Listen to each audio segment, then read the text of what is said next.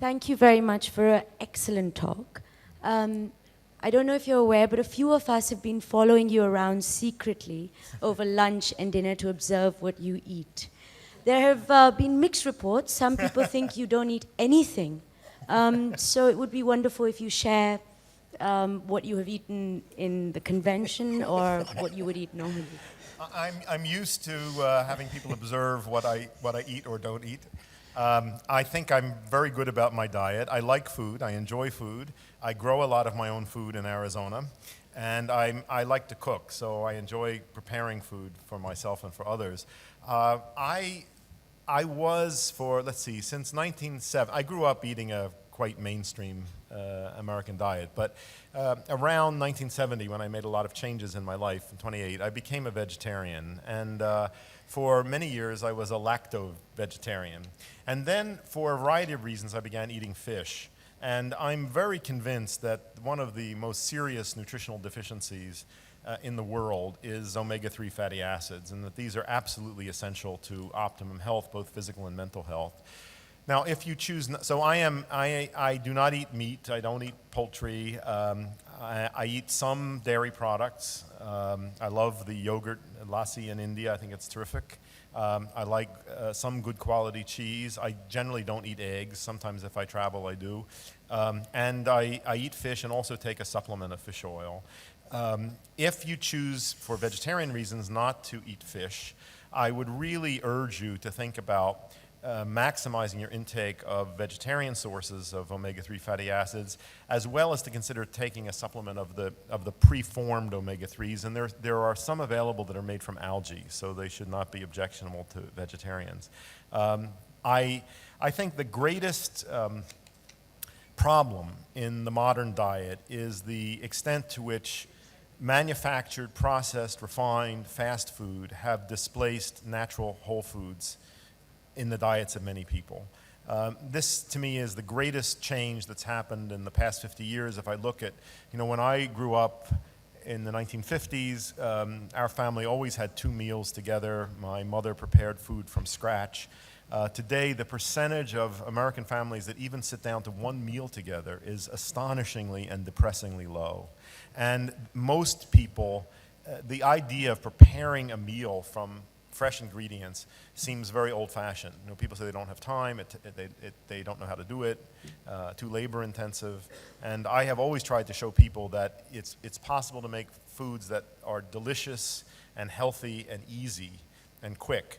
But this is a great obstacle. So I think this is the real problem. And whenever we take a food in nature and tinker with it, the overwhelming probability is that we reduce its nutritional value and increase its dangerousness.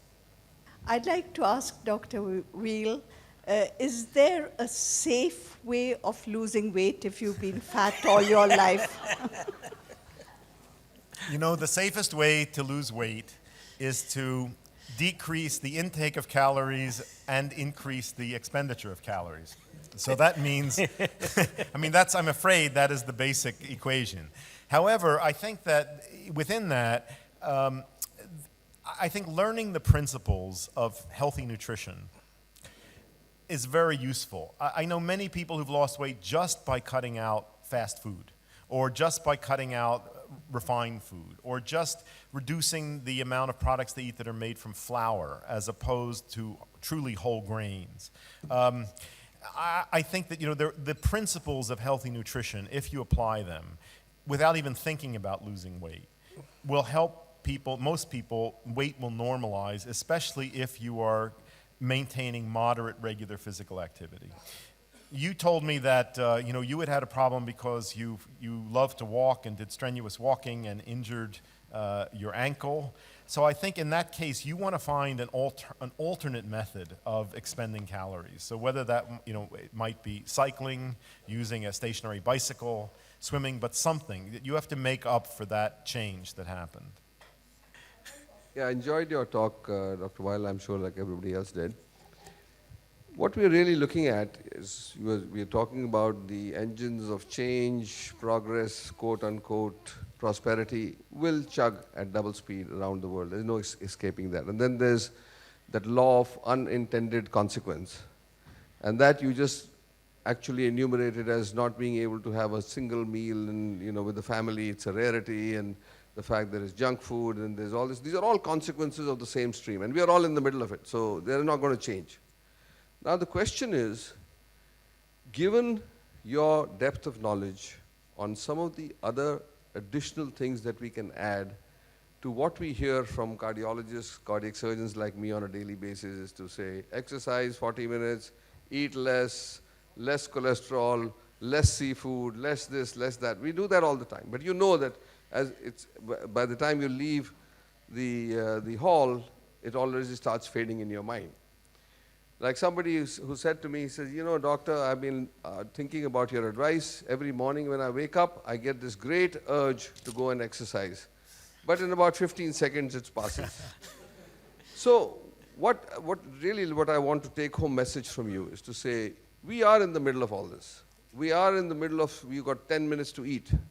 You've got to run somewhere to the next door, whatever junk food or fast food place there is. Are there other things that you can add which don't exist in our modern medicine knowledge, which would contribute to actually coping with stress, bad eating habits, stress being released by alcohol intake? Those are the things I think that are on top of the mind of every executive that walks in this area, to know what are your take on that. Thank you. An earlier book that I wrote was called 8 Weeks to Optimum Health, and it's been very popular. And I think one reason why people like it and why it works well is that it asks people to make gradual changes in lifestyle, to do things in little steps and build on them. A common problem I see is that people make resolutions that are too big, they're too much, and so they'll try it for a little while and then give it up. I think if you work to adjust lifestyle gradually, just little bits here, maybe some extra walking a few times a week, making an effort to make one meal that you cook for yourself, for example, that this is a way that people can begin to get into this, and then very quickly you see positive changes, you feel better, so then there's increased motivation. In cardiology especially, and by the way, this is one of the specialties that seems most open at the moment to integrative medicine.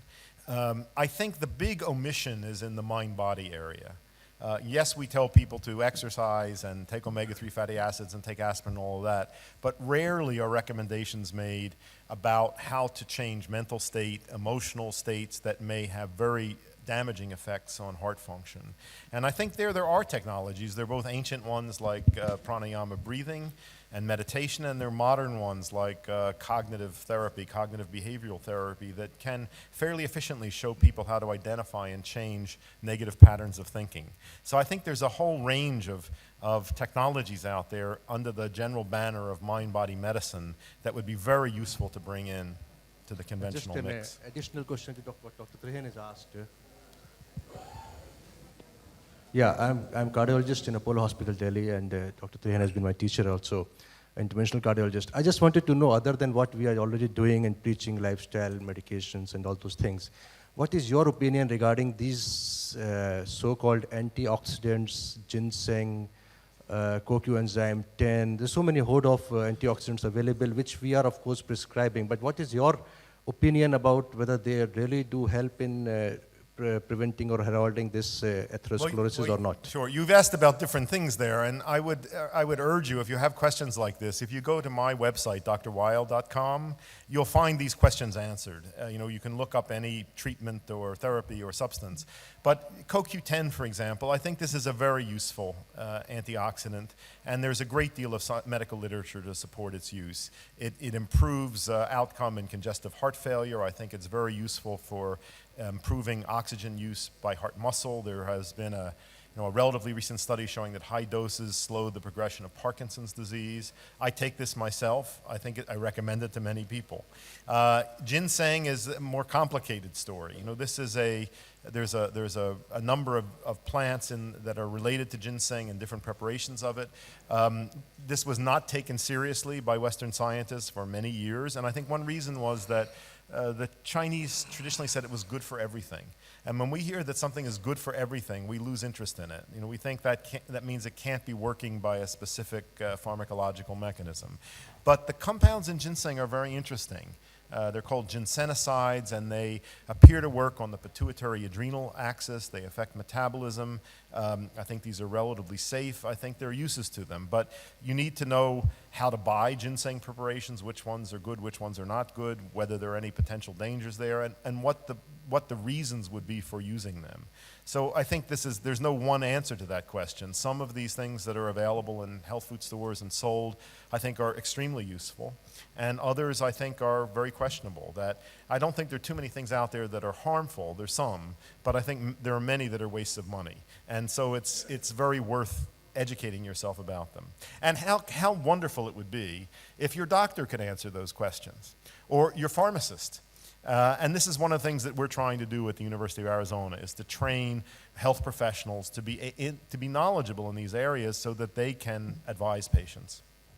Dr. Vail, you mentioned that meditation and pranayam is being very, very effective, and just a 30-second pranayam. So could you please tell us that which form of pranayam should we practice and which form of meditation? Because in India we have too many of them.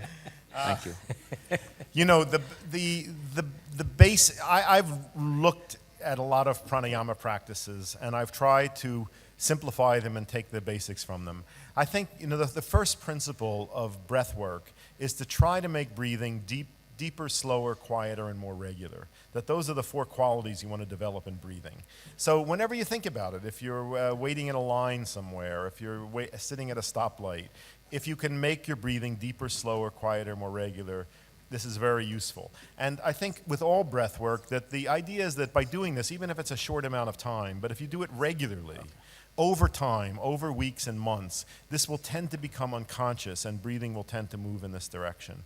Another principle is to try to deepen exhalation, because that's the phase of breathing that you have more voluntary control over. So that if you practice squeezing more air out of your lungs, you automatically take more air into your lungs, and over time, breathing becomes deeper. So those are examples of just some simple principles that are very easy to teach and practice. You'll find more of this, again, on my website, in my books. I have an audio program on breathing that gives some detailed instructions. I'll check the lady from there. Mala Sekri from Prevention Magazine. You talked about the mind-body connection earlier this morning as well.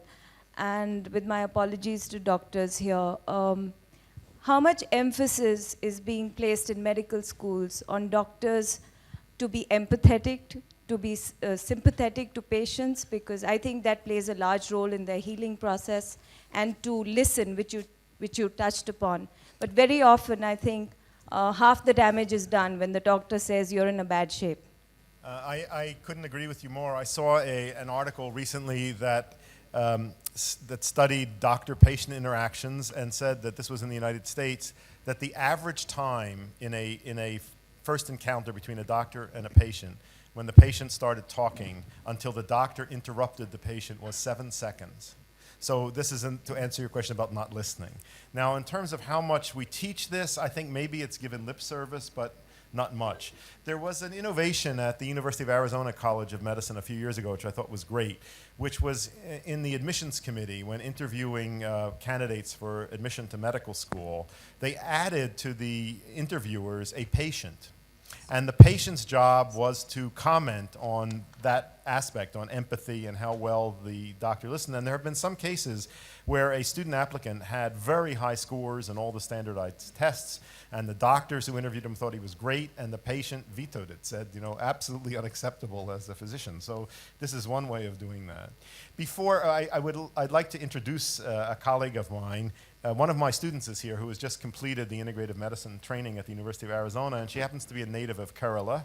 And I'm encouraging her to come back to India and be involved in integrative medicine here. Would you stand up, Nina? This is Nina Thomas. She's a family medicine doctor who did her residency in the States and then came to the University of Arizona to study integrative medicine. So if you have questions about this process and the kind of training, please ask her. She's an example of this new generation of physicians.